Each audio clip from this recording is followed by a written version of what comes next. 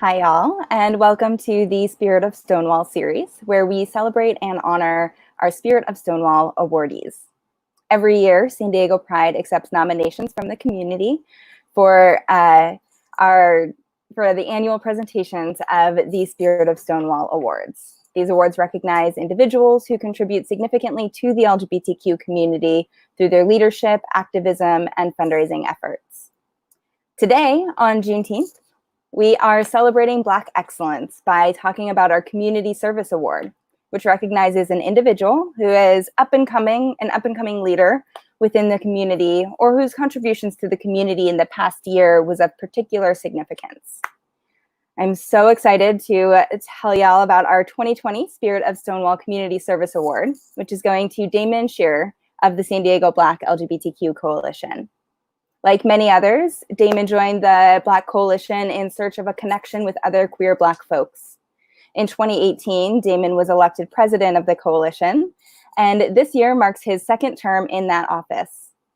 Under his leadership, the San Diego Black LGBTQ Coalition has flourished into a hub for queer Black life in San Diego, and Damon has been a fierce advocate, as has the coalition, for the Black LGBTQIA+ community.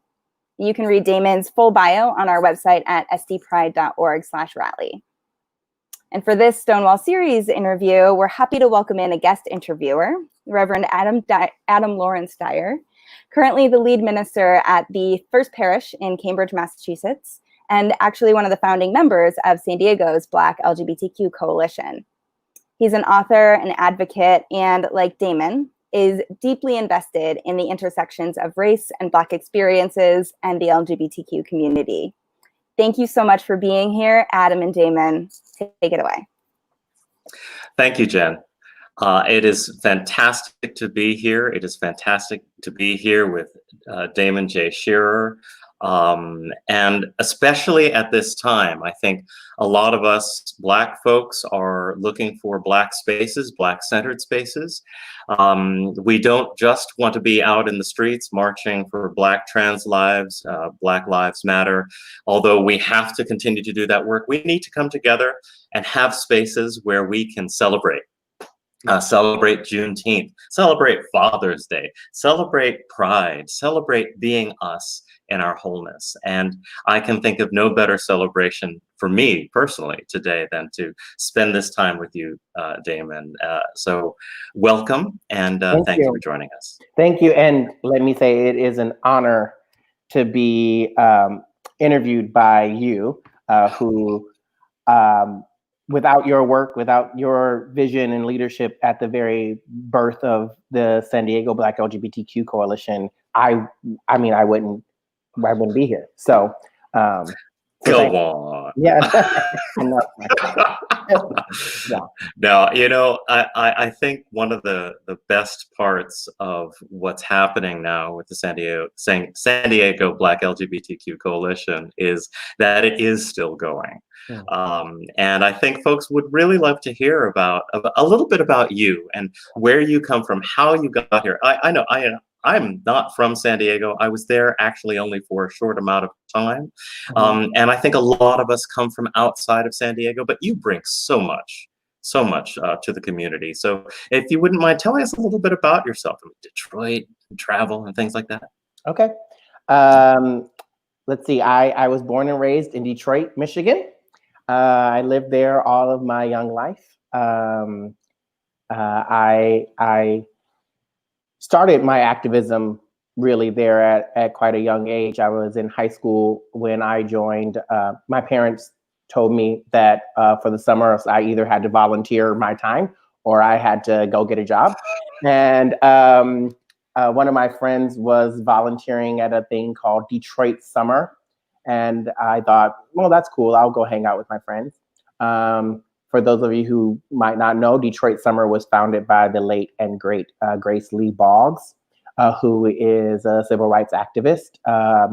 If you don't know who she is, please go Google her. And I didn't know, I didn't know that what that meant to be joining that moment. I just wanted to kind of hang out with my friends. But it was really at her feet that I learned that every action in life is is activism. Every moment provides a space for me to serve my community. And that really kind of started my journey to kind of seeing my purpose, and it kind of was the seed for my kind of worldview for service and for my life.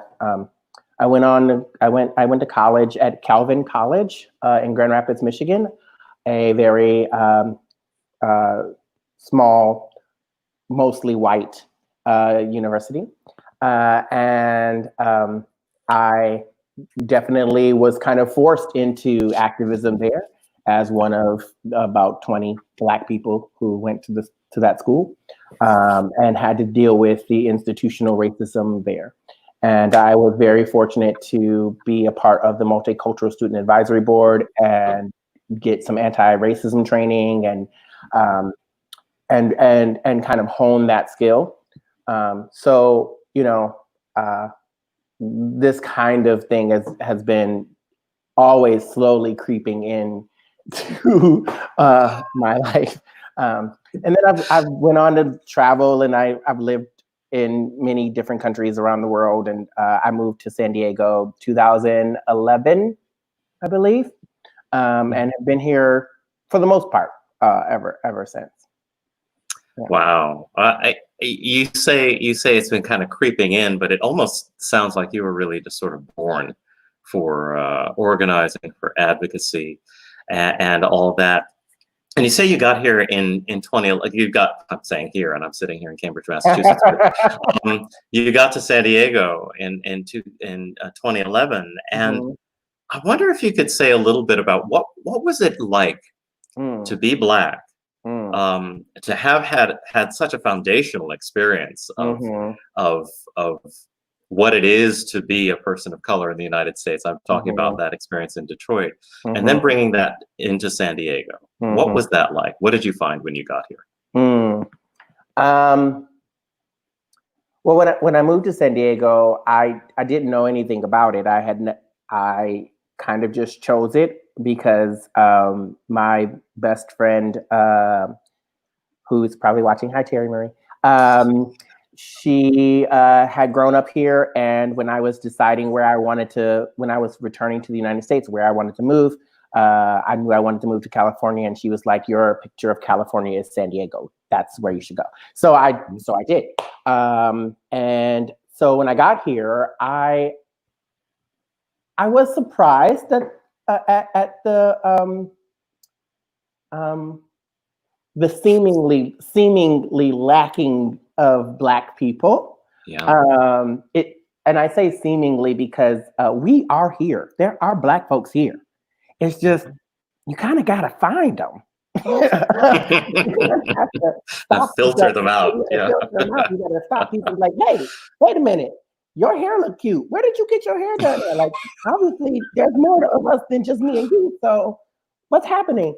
So it took a really long time for me to build a really long community. A long time to build up that kind of community of other Black queer folks. I would say that for my first 3 or 4 years here in San Diego, I had one Black friend. And the rest of my circle were all white people.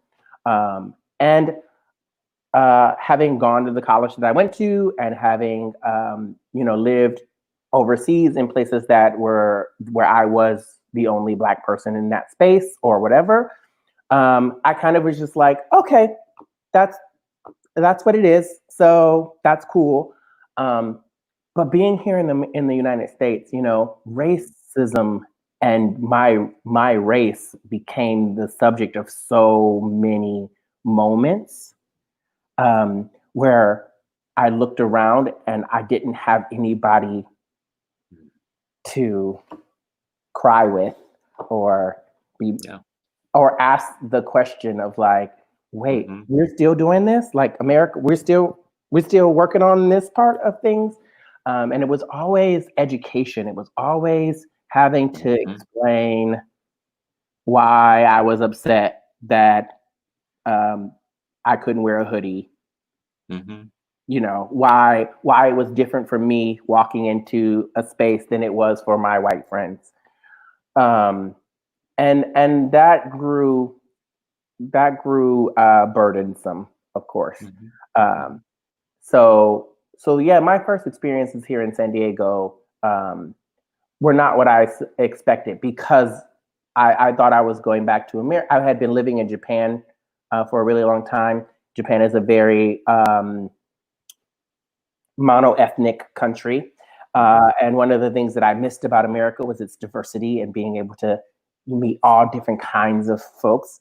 But when I got here, I was quite shocked at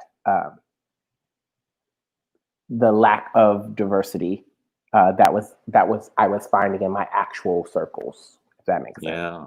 Oh yeah. I love I'd love for people to hear more about that. I experience it as a whiplash almost. Having traveled a lot as well, and traveled to places that are I've traveled in Africa, I've traveled in Europe, traveled in Southeast Asia, and having that experience of being in non-US spaces, but that were also where I was completely outside of the context of what the place was. But there's nothing like experiencing that here in the United States, like being in, I'll go ahead and I'll name it as being in predominantly white spaces here in the US feels different than when, let's say, I'm in what is an African space in Africa, a Japanese space in Japan. I'm wondering if you might be able to share a little bit of what goes through you in these white spaces. And I there's a reason I want to pull this thread for a little bit. Okay, we'll get there. What goes through me when I'm in all white space? Well, it depends on what country I'm in. When I'm in the United States, it's a very different thing than when I was in Italy or in Germany or any place else that I've been that is a predominantly white space. I am hyper aware of every single word that I say, and every single way that I present myself. I become hyper aware that there is a historical context that is living subconsciously in the people around me. It is here in the United States that I feel the most outside of communities when I'm in all white space. It is here in the United States that I am most aware of the color of my skin and what that means to people, right? Or what it doesn't mean to people. I'm more aware of that here than I have ever been out. And it wasn't, and I don't think when I was younger it really clicked in my brain. You know what I mean? Like when you're younger and this is what you grow up in, and this is the culture that we all grow up in. And I think that's what's happening right now on a very large public scale, is that people, that click of, wait a minute, what I thought was normal, a normal way to live, isn't normal. People shouldn't have to live like that, right? So, growing up, I thought, of course, people follow you in a store. They want to make sure you're not stealing nothing. Okay, yeah, that makes sense, I guess. Of course, the police need to carry guns for a traffic stop. Sure, yeah, that makes sense. Until you go to countries where the police don't carry guns and crime is less. And they still pull you over for speeding. Because you're going to kill somebody that way. Right? Yeah. And so it wasn't until I had experienced all of that and then came back that I really recognized and was able to name the outsiderness in my own country, the second-class citizenship that I have here. It wasn't until then that I was actually able to see it and name it, and really then give me the option of, okay, so do you work to change it? Do you work to educate people, or do you go back? And I'm still here 9 years later, so I've been working on it. You know? Glad you are. Yeah, Right. this hypervigilance that so many of us carry is not normal. It's not healthy. I feel so grateful to have had experiences like yours, where outside of this bubble. And I think this is something that really does invite and helps to ignite, if you will, leadership. Yeah. In our folks. You know, you look back at some of the great literary figures like a James Baldwin or someone like that, people who had the experience, like the bubble was popped. And you got to look, you come back and you're like, oh, wait a minute. And I think, right, something ain't right. And somebody got to say something about it. Right? Truly. And I think about when, you know, having had those kinds of experiences, how that must be an influence on your leadership. Clearly, you know, you may not want to hear it, but you are a leader. And we are all proud of you. And I'm wondering if you could say a little bit about leadership. Okay. Because this is a time, not necessarily, I don't want to put you on the spot and make you talk about your leadership, but certainly if you could tell us a little bit about what it means to be a leader in this time, what it means to be a leadership for something like the coalition specifically, and what it means to be a leader in San Diego, because I know that's not easy. That's a really heavy question, Adam. I'm a minister. What do you want? Yeah, I know. You're you can answer a piece of it, you know. What is leadership? So for those of you who don't know, probably a lot of people, I'm a teacher. That is my day job. I am the theater teacher at High Tech High Mesa. And we talk a lot about leadership with our students and what that looks like and what that means. And one of the really important things that I tell my kids all the time is that leadership looks different for everyone, right? Leadership doesn't have to look exactly the same, or leadership doesn't have to look exactly as you imagine it to look. You can be a leader quietly in the background, where nobody ever knows your name. And you can be a leader speaking at every rally, face in every magazine, name splashed all over the newspaper. Both types of leadership are not only valid, but they're both necessary. For me, leadership is the active choice of saying yes to serving.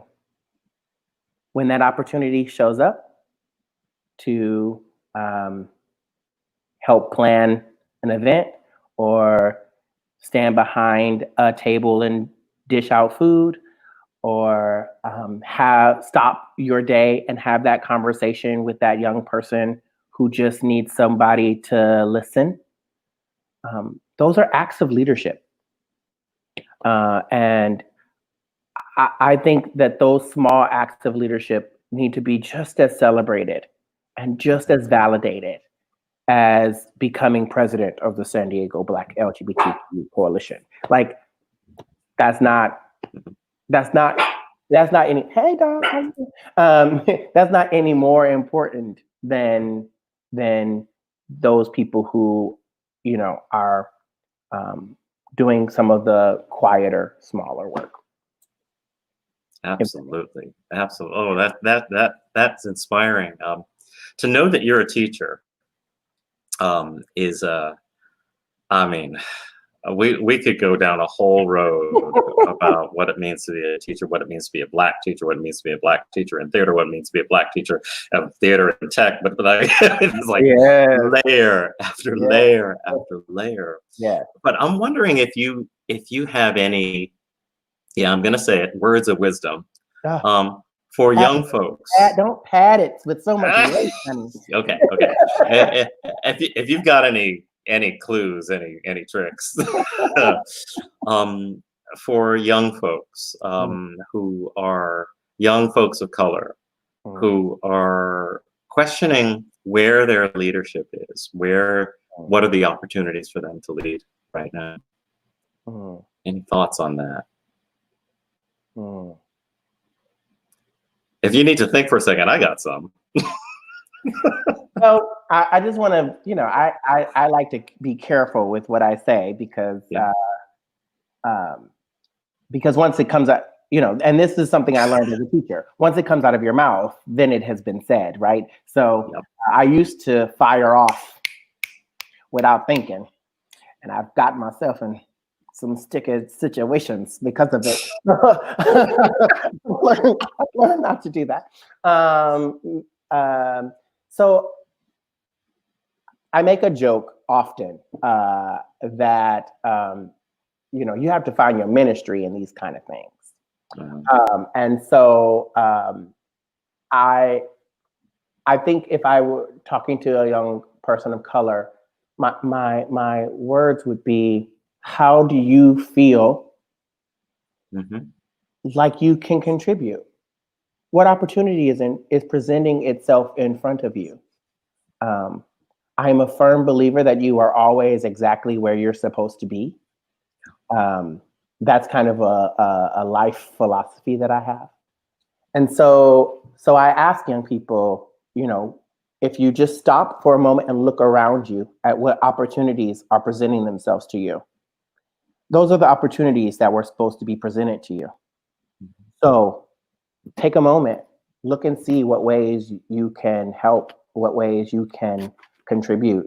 And if you don't see a way that looks like it fits who you are and fits the things that you want to give, make one, create a new one.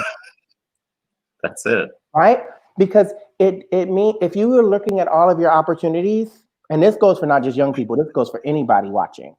If you're looking at all the opportunities that have presented themselves for you to contribute to your community or serve your community in any way, or be active and speak out against things that you believe in, or speak for the things that you believe in, if you're looking around and none of these opportunities look like something that feels good to you, it means you know what you want to do. Because you don't want to do none of this stuff. So if you don't want to do none of this stuff, then what is it that you want to do? And then just go do it. There's room for all of those things at the table. So that I think that's my biggest advice to folks is look for that opportunity and go do it. That is, do it. You're so right. I've over the years and even currently, I minister to a lot of young people, and I'm always talking about truth with them, even though in this world today, the word truth has been just put through the ringer and smashed up to pieces and twisted and all kinds of things like that. But you're speaking about a finding your authentic truth and staying with it, but not being inflexible. Right. Having the pliability to listen, and learn and grow. That is spectacular. I love that. Well, I want to take it a little bit back over to the coalition itself. I again just thrilled that the coalition is not just surviving but thriving. When we gathered, well, this is 5 years ago now. That's amazing. And a big shout out to San Diego Pride, because that first meeting happened at the San Diego Pride offices. Thank you, Fernando. That always indebted to you for that. But like, what are the challenges today? What are the challenges and the triumphs, actually? Because you don't want to just talk about okay, this is what's tough. But what are the triumphs? What are the celebrations for the coalition at this point? I think one of the biggest celebrations is that we did survive. There was definitely moments when it felt like maybe this isn't gonna keep going. Maybe this work is a little too much for everyone, or maybe people aren't actually interested in having this type of organization or this type of engagement. But then every time we asked the community about it, every time we kind of opened and listened to what people were saying, all we heard was how important it was that there was an organization like this in San Diego, and how much it meant to them that when they went looking for resources or for community, that there was something to be found. I made it. I mean, the coalition's mission is to become this central hub of resources for the Black LGBTQ community here in San Diego County, and that was a big dream that we kind of dreamt up as we reimagined what the coalition could look like in 2018 when I became president, and we kind of restructured some of the leadership structure of the coalition to what it is today. And that was this big dream, right? And I always was saying like, oh, we're working toward it. We're working toward it. It's kind of always been my language. But what I've discovered in the last few months, just as the world has caught fire,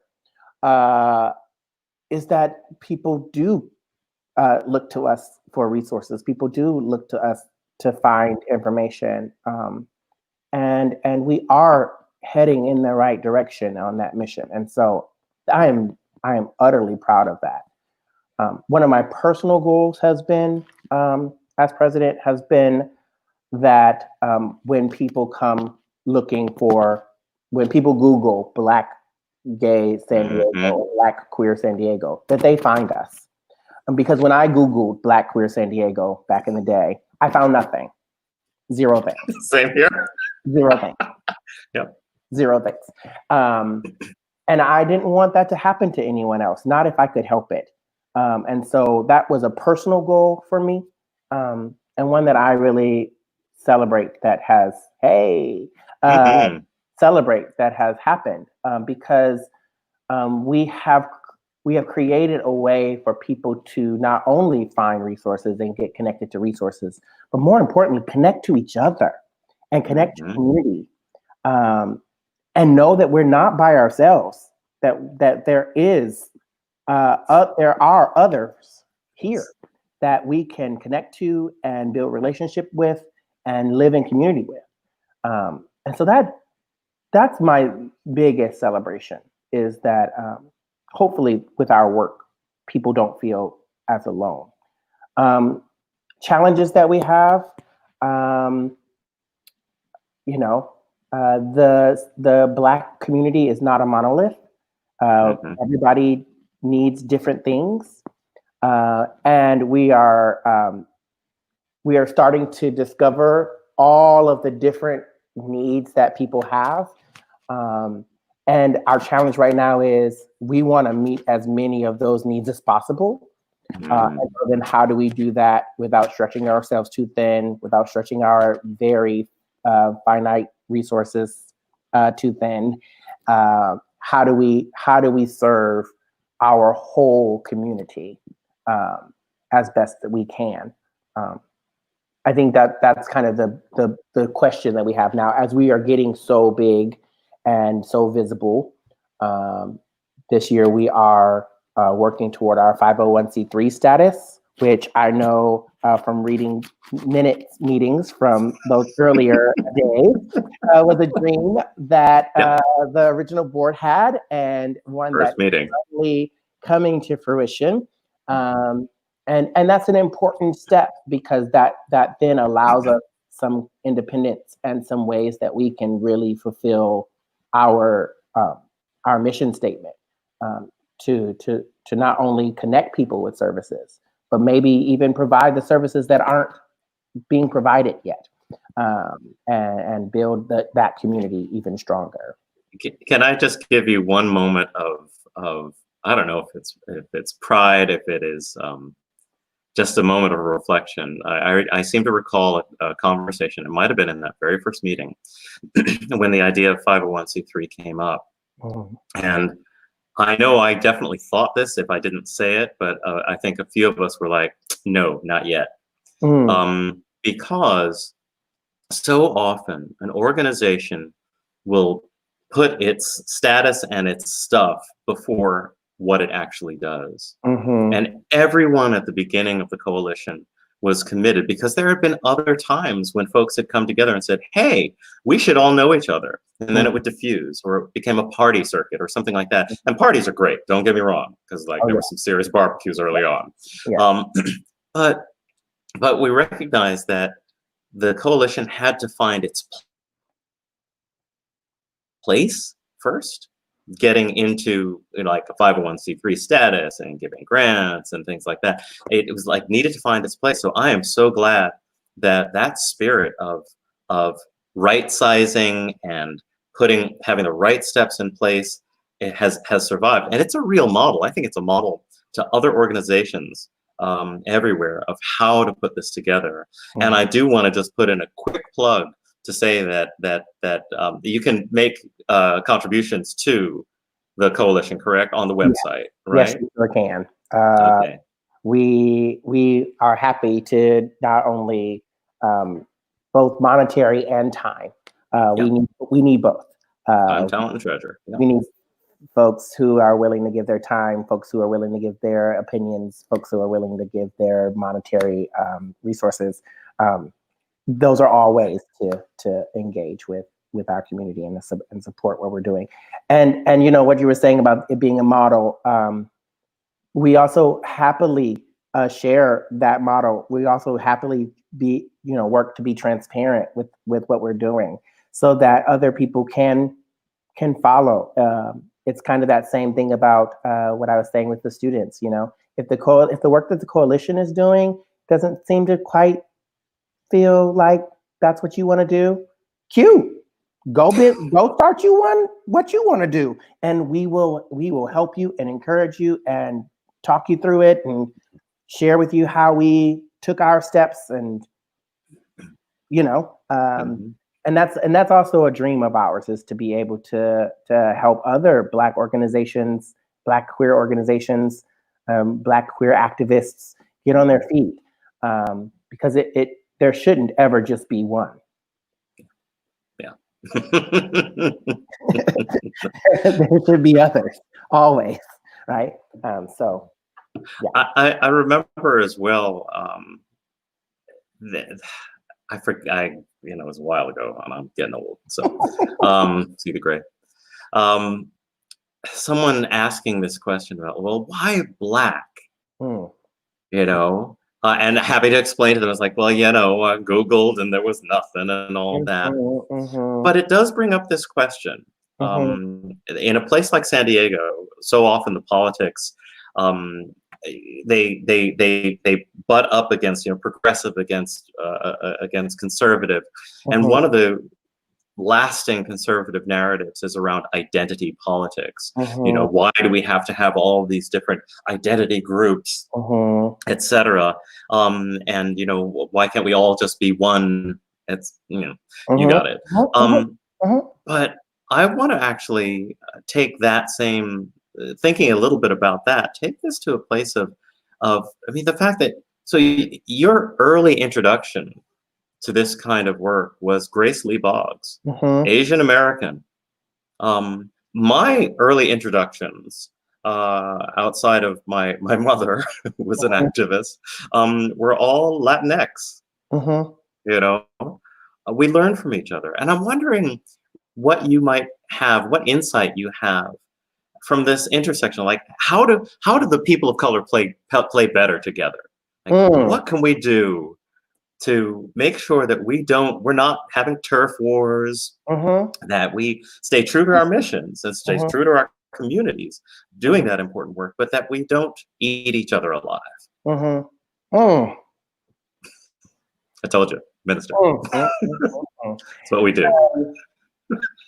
I think the first thing to keep in mind is that you said turf wars, and that's sticking in my head.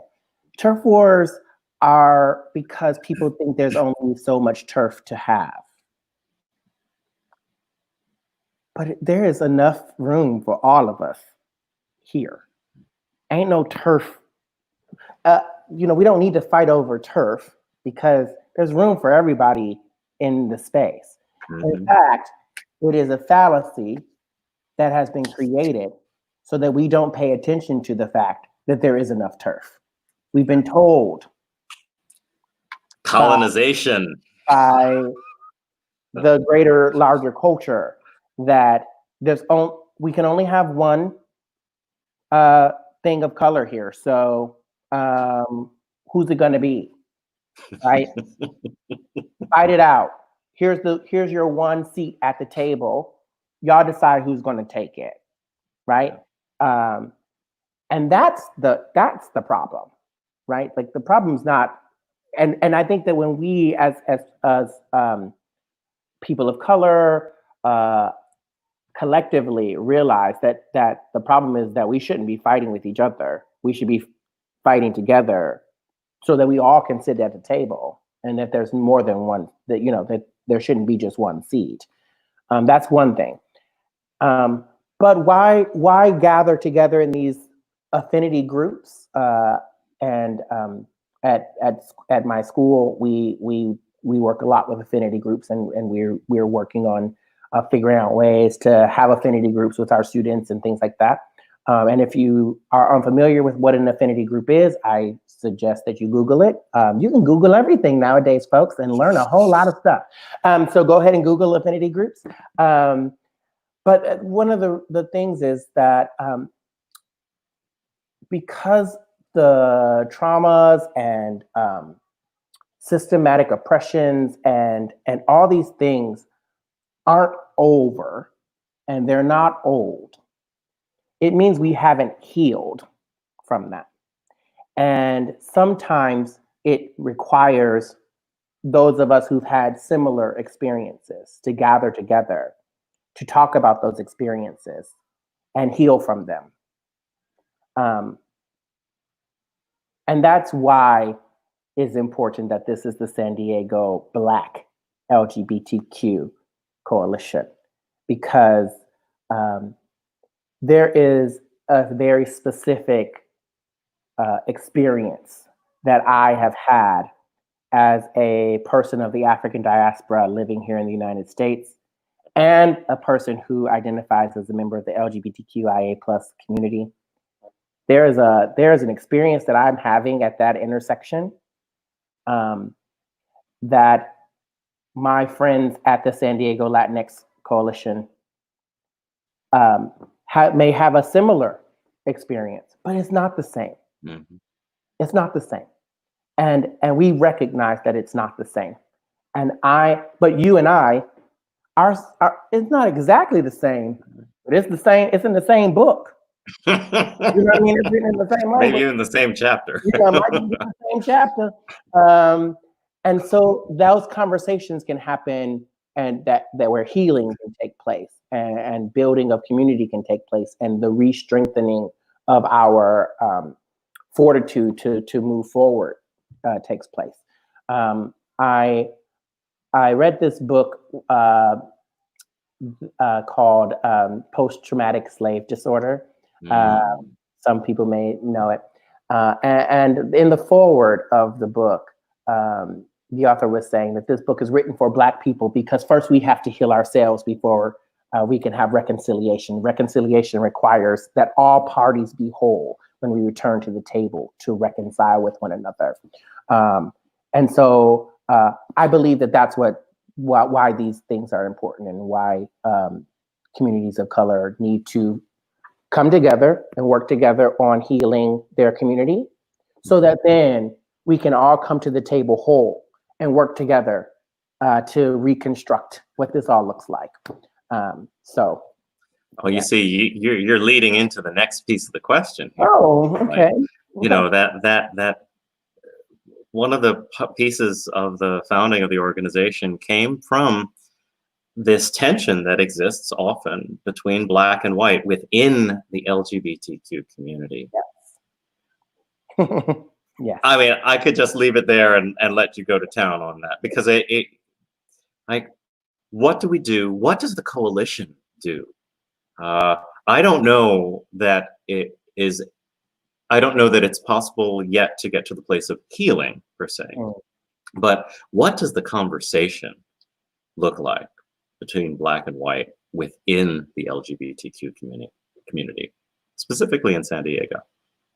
The Black and white or the POC and white? Well, start with the Black and white, and then if you want the POC and white, that would be great too. So, one, I think that the real conversation is about that we're here. I really don't think people think that that Black people live here. You know what I mean? Yeah. And that we're all not transient. I mean, not transient, like that we're all not transplants, right? There are Black people who were born and raised here, who are second generation San Diegans, third generation San Diegans. Like, Black people have been living here and live here, right? I think that's the first conversation to be had, because I really don't think people know that. I didn't know that until I got involved with the coalition and met people who had been born and lived here. And I was like, oh Lord, what was that like? You know, trying to hear their story of growing up here, because I just couldn't imagine. I couldn't imagine that. So I think that's really and that's right now what the coalition's biggest work is visibility, right, and representation. It is why we work so hard to make sure we are visible in the LGBTQ spaces here in San Diego, because the first step is we are here and we ain't going nowhere. So ready to like talk about it. That's kind of the first thing. And then I think personally, I think that the next step after that is honest, unfiltered conversation. Too often, Black people find themselves needing to tiptoe around conversations because we know what the repercussions are. We've experienced it too many times before in the past. We know what's coming next when we anger those who say they are our allies, but we then say something that they don't like. We know what happens next. And so we are always so calculated about the way that we talk to, and when I say we, I don't mean the coalition, I mean Black people in general. I feel like we often are very calculated, especially people of my generation. I think these young Black folks, they don't give 3 hoots or fruit about what people feeling. They gonna tell people no filters. I love it. You know, hashtag no filter on Instagram. Like, they are just out here in the streets telling people what they're doing, and I love it, and I'm here for it all day. And I push them to the front, like, yeah, honey, go tell them. So I think those two things is representation, and then frank and honest conversations, where we ask white people to believe us when we tell you the stories about what happens to us when we are out in Hillcrest, right? Believe us. We're not making it up. I am not making it up. Within my first year of living here in San Diego, I heard 3 times from white people. We be in the bar, we be chatting it up, trying to get to know somebody, not necessarily for dating, not necessarily for whatever, we're just trying to chat it up, right? And I'd be like, oh, well, what's your phone number? Like, we should hang out. And, oh, you're really cool, but I don't date Black people. Yep. Child blew all my hair back. I was like, hey, I don't know if I asked you about dating. That's number 1, presumption. Right. And 2, okay, sure, right? Like, that's your business. You hold on to that. I don't need that. Right? When I tell people that story, people think that I'm exaggerating. Nope. And I think that's important, is that when we tell you our stories, listen and believe us. Because we can't make that up. We don't want to make it up. We don't want to live like that. That's not the story I want to be able to tell. I want to tell a different story. So, yeah. I don't know if I answered your question. You did. Sorry. And I guess the only thing I might be curious about is how do you see that? Because I think that applies to all people of color. I mean, what those two things, the visibility, and then believe us, like applies to all people of color in different ways, in different and nuanced ways, for sure. There's, and I think that's something, it's also between people of color themselves. There are tensions and histories and all that between us as well. I think we have to be willing to recognize each other and listen to each other's people of color stories. Yes, I was just thinking that. And last year, the coalition partnered with the San Diego Latinx Coalition and with with Capi Meta, the Queer Asian American Middle Eastern Desi American Coalition. Lord Jesus, I probably butchered it all up. And we created something called the POC Passport to Pride.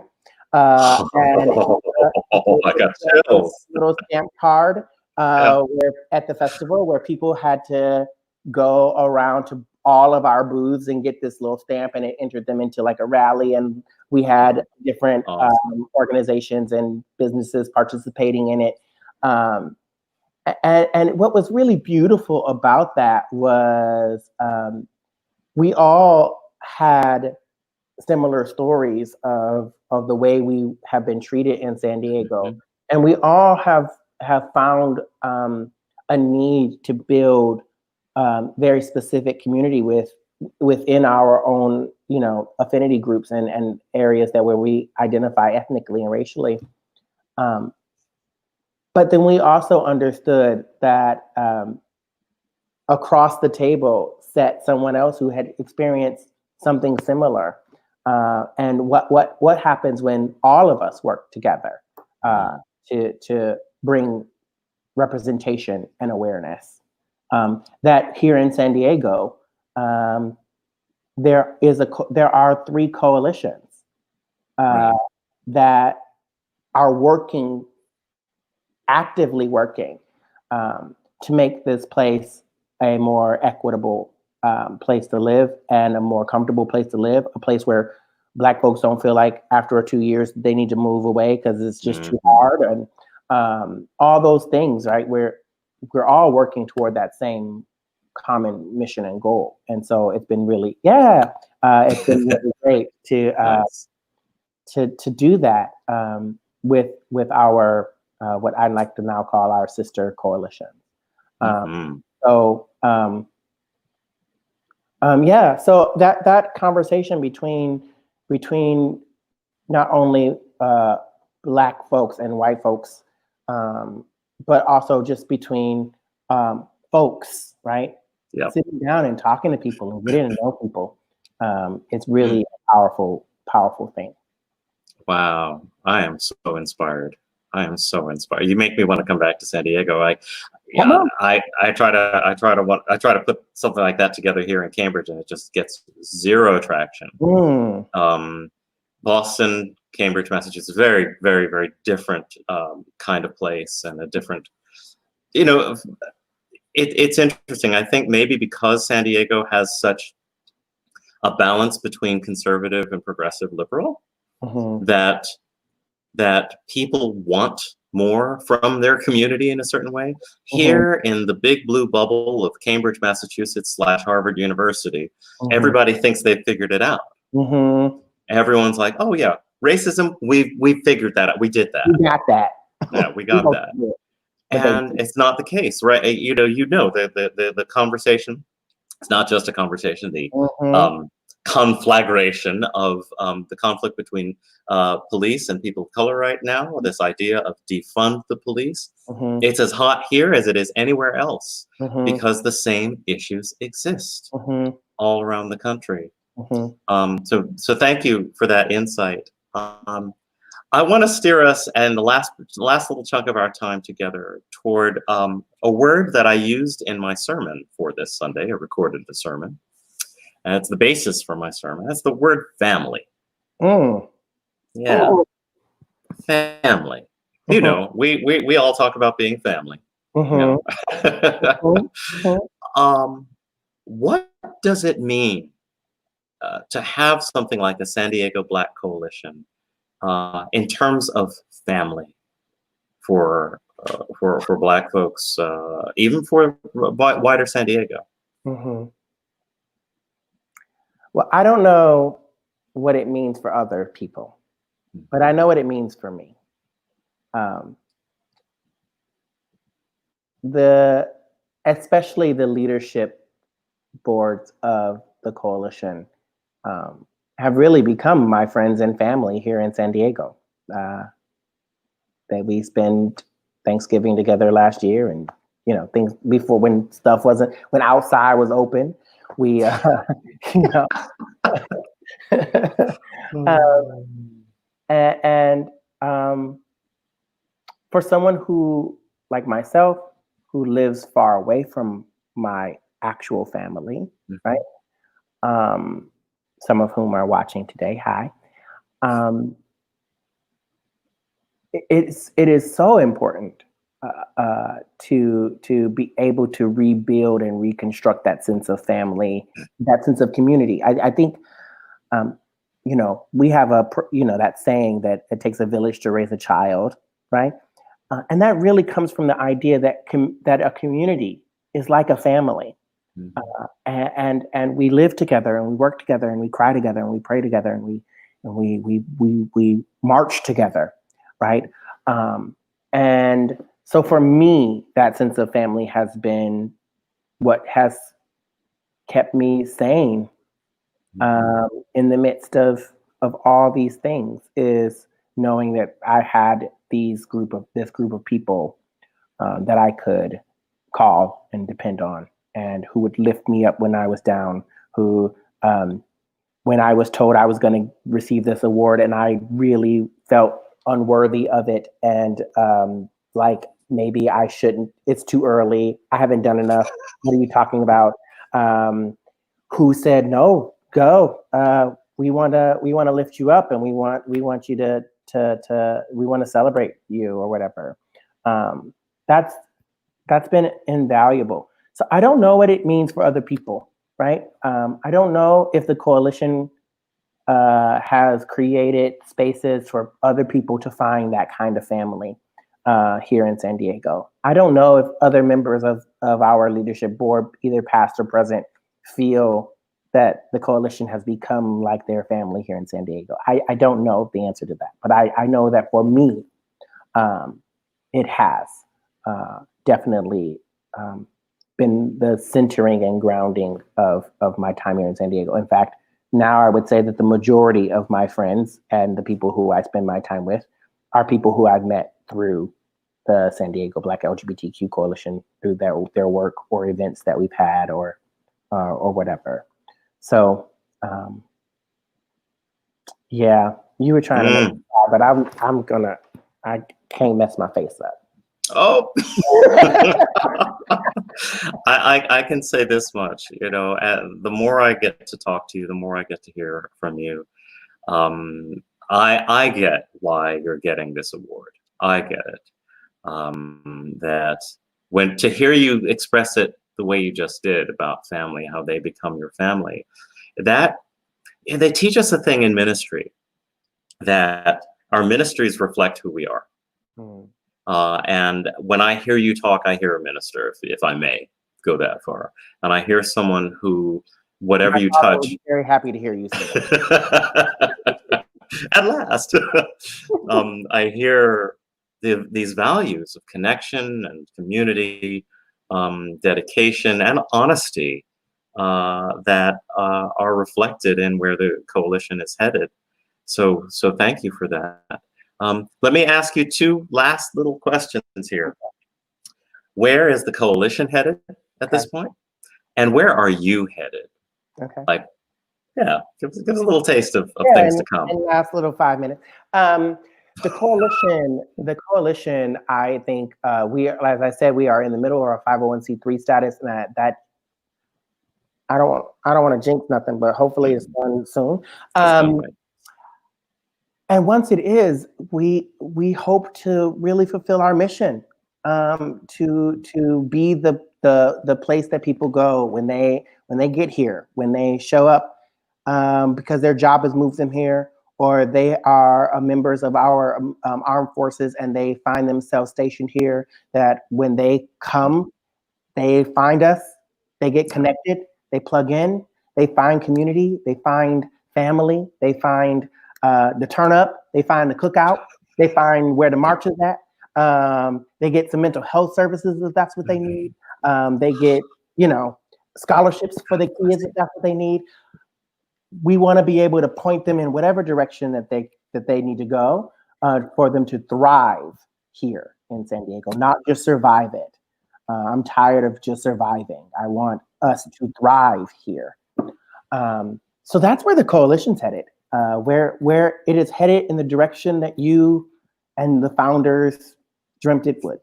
And so I want to honor and thank you all for that almost prophetic vision that you all created. Where am I headed?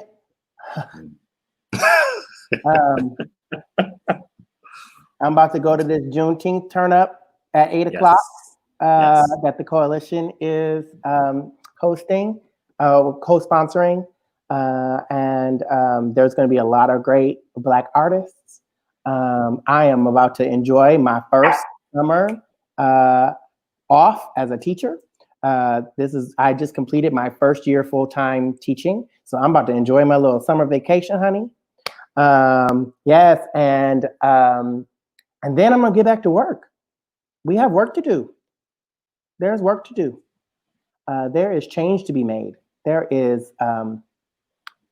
are people who are now listening for the first time in a long time. And so it's time to talk to them. And so I got too much work to do to kind of worry about too far in the future. We have stuff to do today. So we'll get it done. Yeah. Wow. Well, I just want to say thank you, Damon J. Shearer. Congratulations on the Stonewall Community Service Award. Thank you. San Diego is richer for you. San Diego Pride is better for you. We are all better for your work and certainly for the coalition. May you be blessed. Thank you. You too. All right.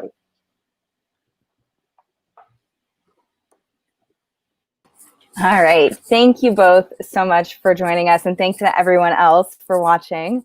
I know this is one of the best ways that I can think of to spend my Juneteenth in celebrating this Black excellence of these two folks. I knew I loved both of these people before, and wow, I'm just so impressed with y'all.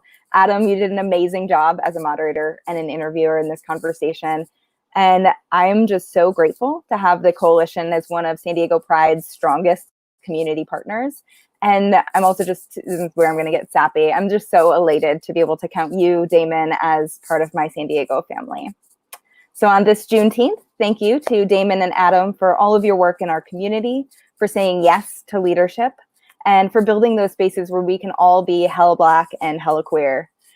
So before we leave, I want to do one quick last plug for the Black Coalition's event tonight, the Juneteenth Black Queer Showcase and Variety Show. It's hosted by the coalition and also in partnership with San Diego Queer Moisha. So tonight, 8 p.m., you see the info on your screen, and the link for more info will also be in the comments of the Facebook and on YouTube as well, I believe. So thank you again. Spirit of Stonewall series is our opportunity to highlight our amazing 2020 Spirit of Stonewall awardees. And next up is going to be on Tuesday, June 23rd. And we'll be celebrating our Friend of Pride Award, which is going to recipients this year, David and Jessica Meyer. And I also want to make sure that y'all are saving the date for our virtual rally, where we'll be honoring all of these awardees, which will be on Friday, July 17th at 6 p.m. And I also, lastly, encourage y'all to help support San Diego Pride's year-round education and advocacy programs while we continue to connect with community virtually. If you would like to donate, you're welcome to do so at sdpride.org/donate. And remember that you can also donate directly to San Diego Black LGBTQ Coalition on their website as well. Thank you, and happy Juneteenth.